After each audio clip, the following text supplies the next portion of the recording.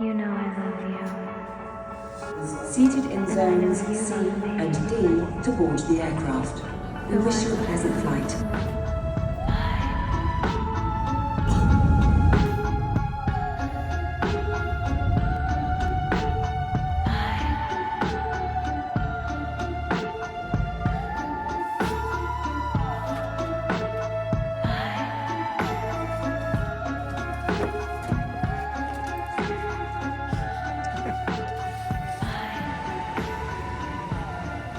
The sun's out.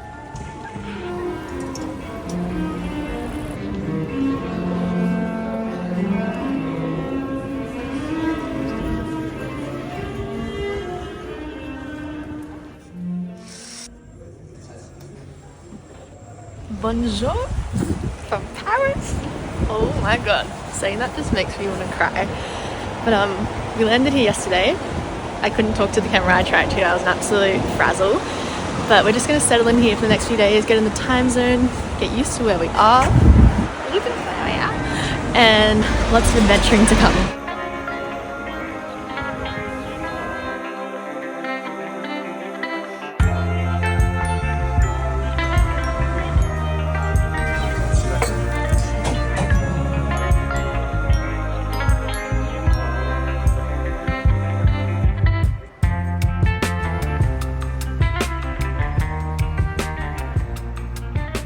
Welcome to my France adventures. We'll be spending the next month exploring parts of Europe with Eurail, and first up we're just settling into Paris over the coming days and getting our steps up as we take in the iconic monuments, cafe hop, vintage shop our hearts out, and just explore the beauty of this city before we set off north to check out more of France. This is both mine and Darcy's first time in Europe, and we're so excited to take you along the journey of what we discover along this slow travel adventure as we get the chance to check out the in-between spots all while traveling via rail.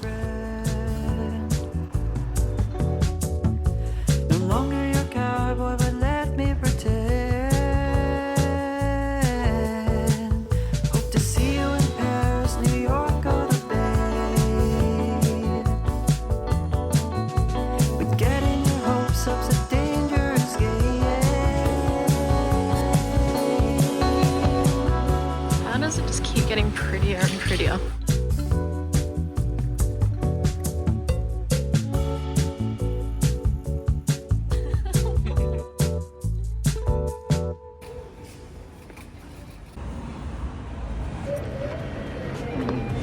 Anyway, now that we're all caffeined up, time to go find some vintage shops and op shops, thrifting, whatever it's called.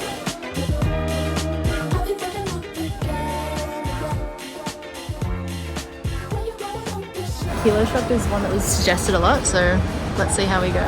So I'll try my best to talk you through our plan of attack as we go along, and also share a list in the description box of this video for recommendations I gathered before and after our trip. Starting strong with Kilo Shop, it is a curated vintage store which was suggested quite a bit. The stores were massive and usually multi-level and taking up multiple shop fronts. I found them to have a good variety of quirky retro pieces as well as classic staples, and the cool thing is most of it is priced by the kilo, which I haven't personally come across in Australia, but I love the concept. Another one. Show me. The next one we went to was Free P Star. It's probably said much more elegantly in comparison to my Bergen accent, and even though I feel like this was less curated, it still had a great selection and the pricing was definitely cheaper. They seemed to be scattered around the city and definitely worth a rummage. Hippie Market was more on the curated side again, with sections of certain eras, styles and colorways.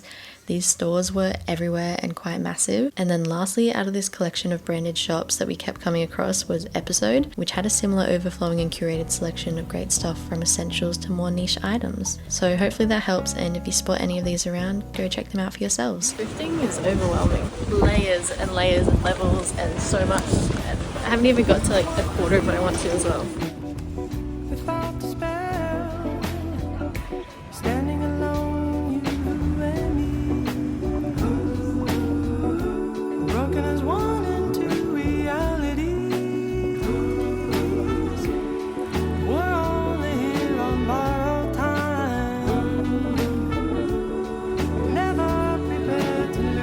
Is it true? How can I see successful vintage shopping day. I didn't get to hardly any of the ones that I wanted to. Still got a few more days to tick that off. Had a little afternoon coffee to pick us up, went back to the room, reset ourselves, got some fresh outfits on, and now we're off to a Friday night at the Louvre. Who is that?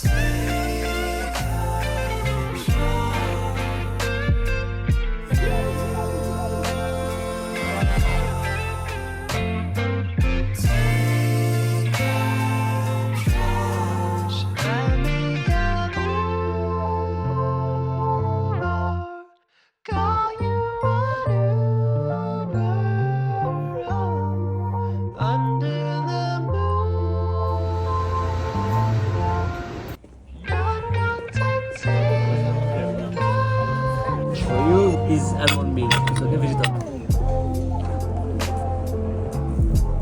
Have one every day. As you should.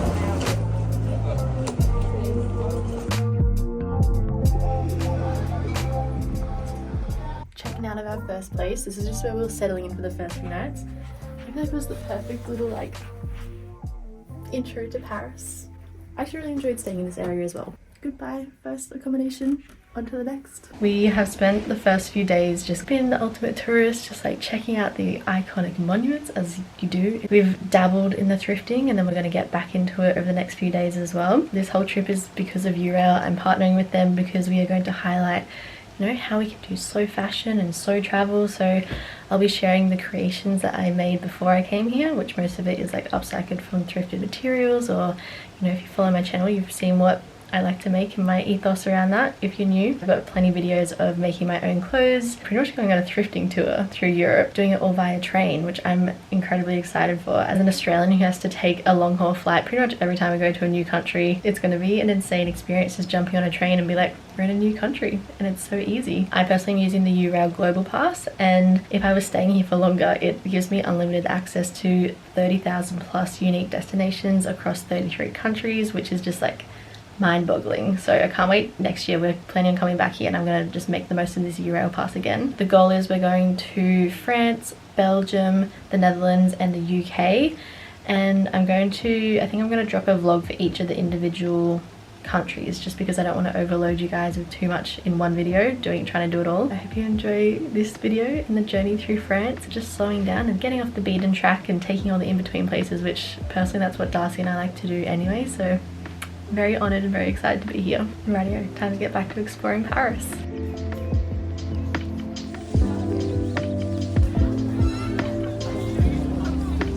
So we went for a little wander around our new location and accommodation, and we found this chain store which was on my list, so we popped in to check it out. It was very rogue thrifting, which I honestly love. I love a good rummage, I love seeing what I can find, and I feel like a gem of a piece for a bargain could be found. It's cute.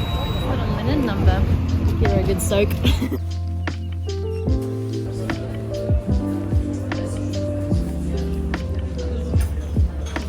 Take me to the desserts. Yeah.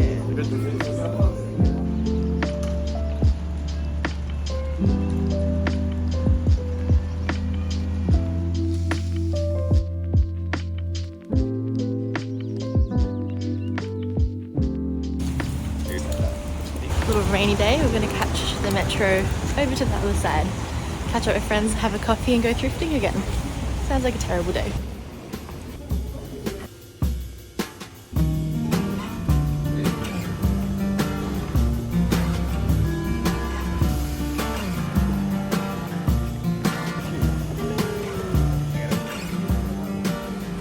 Oh my god, this place is massive.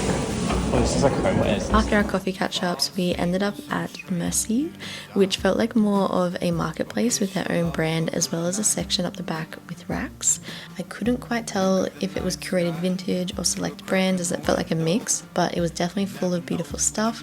The only thing is the price was definitely up there, but I must say the quality was stunning, so if you're happy to invest, it's definitely worth considering adding to your list. Look at the night sky through a crack in the window. You never know what you might find. A soft landing will be convincing, but I'll miss the company in Queens. Fall asleep in some stranger's arms, or kiss your lover goodnight. So look at the night sky through a crack in the window. You never know what you might find. You're leaving me empty, broken and hollow, pretending it feels alright.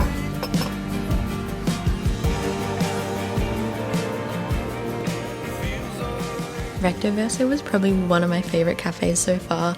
It was such an adorable setup, just tucked away down a little alleyway, plus the coffee was delicious. We kind of left here with no plans and just started to zigzag our way back to our hotel and came across more curated vintage designer pop-up stores.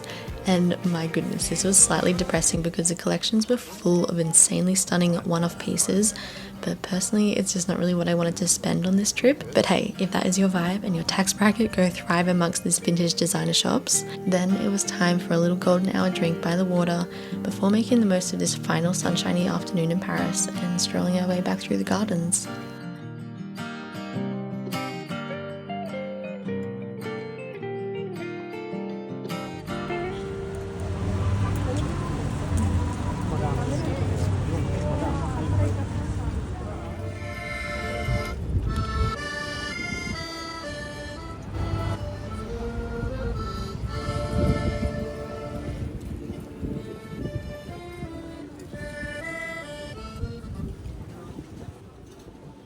I think it's my new obsession. I need to find one of these, but it's got to tick the right boxes, hey? Yeah, I know. We're not taking that home, unfortunately.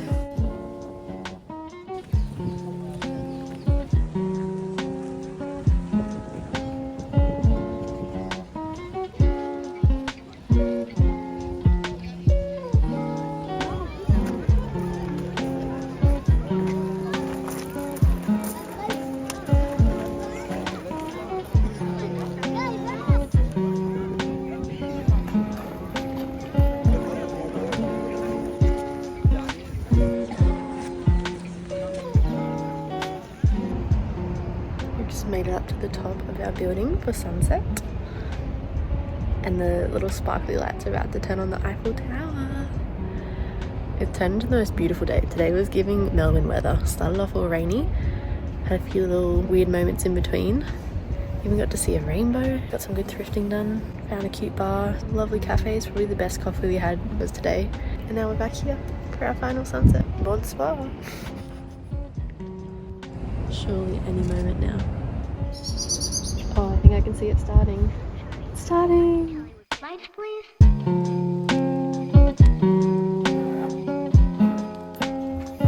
It's all fashion around here today.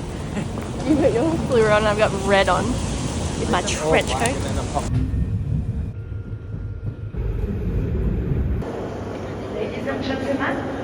Well, this is our first time trying to navigate the rail system and different languages. I feel like we've figured it out, so we're just waiting around.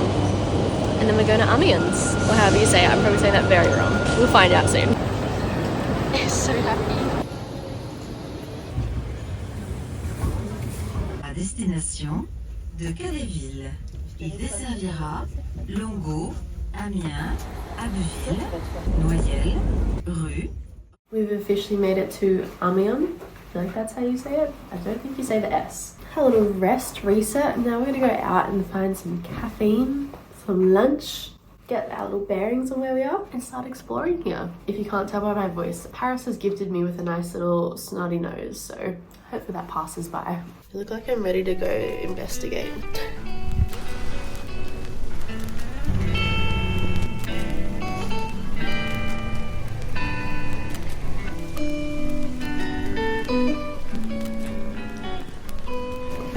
was not expecting this to be this grand. That thing is huge. I mean, it makes sense now in hindsight why everyone suggested to check it out. While we were sitting here just in awe and taking in the beauty of the architecture, we watched a quick clip about the history and found out it's actually the largest cathedral in France. Fun fact, you can fit the Paris Notre Dame in here at least 2 times. So I highly recommend checking it out for yourself if you also make the most of the Eurail system to check out the outer regions.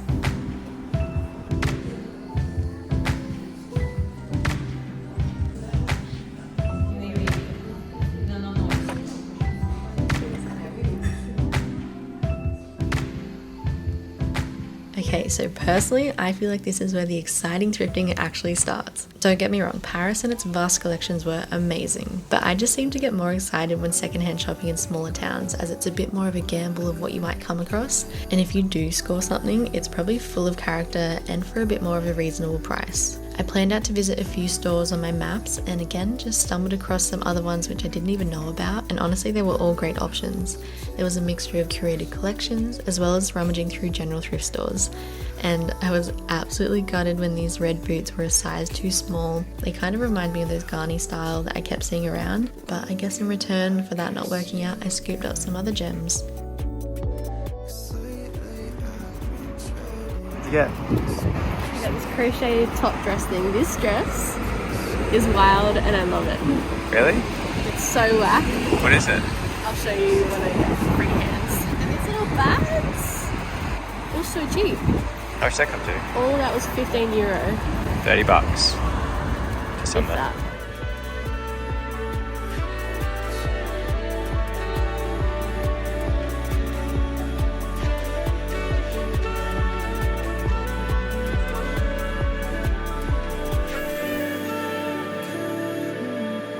Really putting the slow travel today. We had the best sleep in. Had a late start to the day. A few cafes I wanted to go to were closed, so ended up at a little pastry place for breakfast, which I'm not complaining about. Had a coffee, I've been doing some shopping, scored some stuff, and now we are along the canals, checking out this area.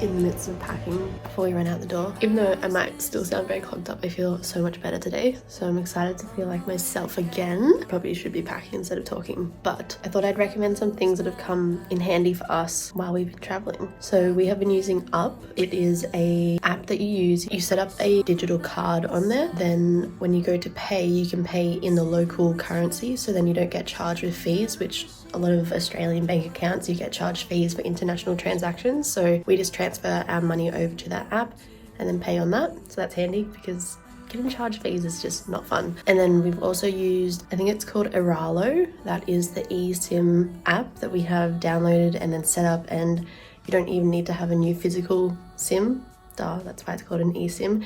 It just taps into your existing SIM in your phone, and then you can, I guess, connect to the local networks here or wherever you are. I think we signed up for a Europe one, so I wonder if we'll have to get a new plan when we go over to the UK or if it transfers over. I guess unique for thrifting and vintage shopping. A great idea, just being able to open the app and see what's around.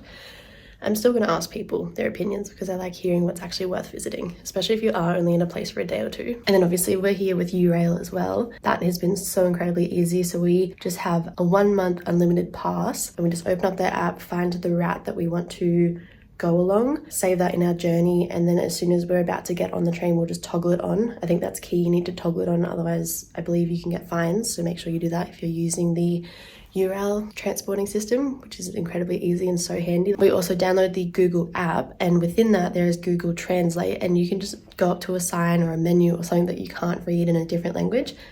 It captures it and then translates it to you. It's so cool. So we've been using that a lot. Anyway, that's what has helped us so far. Hopefully that helps you if you're doing a similar journey, and I'll let you know if anything else pops up. Also, if you have any recommendations to make a trip easy when you're going overseas, let us know. I was halfway through putting makeup on and I remembered another thing is I have been going on Google Maps and saving, you just fucking standing there, saving any recommendations. So like a place that we want to eat or shop or just like a landmark that we particularly want to see. It's so good having it on maps because then if you're in an area, I can just open it up and be like, oh look, this is around the corner, or we can do that, rather than just having it like as a list in notes, which you always forget to check. So highly recommend.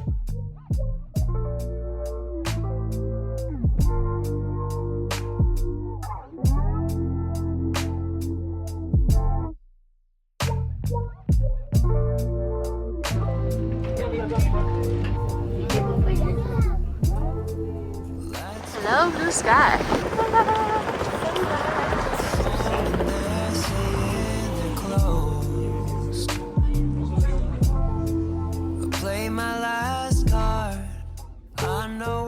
The thing about coming in the shoulder season is that we have personally found every time you rock up to check in somewhere, even if you're a few hours earlier, the room seems to be ready, so that is handy as well. I had a little refresh. I've checked my maps, figured out a plan of attack on the vintage shops and a few eatery places. Let's go see what we can find. This is a quick turnaround. We've only got like 24 hours here, actually even less. This afternoon we have to get as much as we can done. Lucky we're both feeling good again. Let's go. Today's outfit is completely secondhand. This is a vest that I got in Paris at one of the vintage shops. I think I got this at an op shop near home back on the Gold Coast. And these shoes were hand-me-downs from my cousin. And then the trench coat is secondhand as well.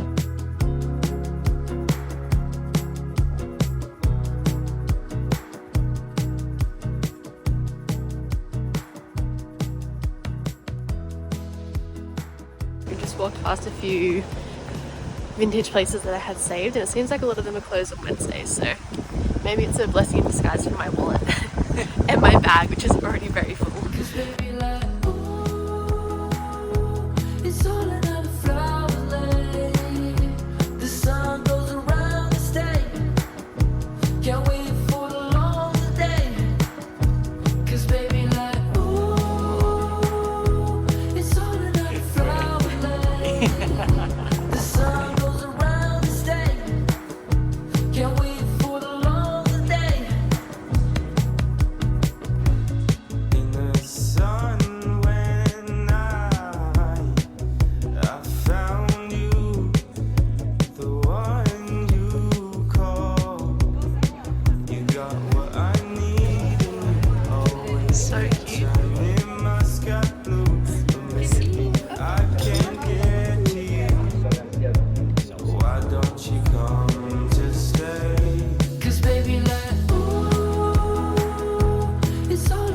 Also the good thing about slow travel, having no like rush or too many plans, you know, stumbling across really cute places that you didn't know existed when you're actually in the place that you go to. Like we just had a beautiful chai and a little brownie somewhere, and then we just walked past another cute cafe, and I've now saved them to my map, so if anyone asks me when they come here I can suggest it, or if we ever come back here then we can do that. So yeah, my hot tip. Welcome to my crib. Get it, girl.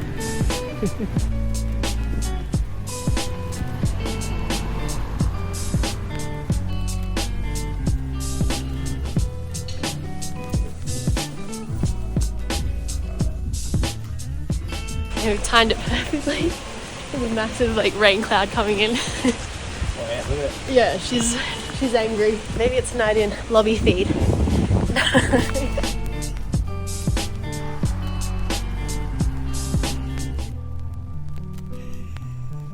What are you I'm trying to figure out what to wear tomorrow. It's like you're looking into deep solid darkness. I am. That's why I'm asleep, but I want to be planned for tomorrow because we're getting up early. You got plenty of bags to pick though.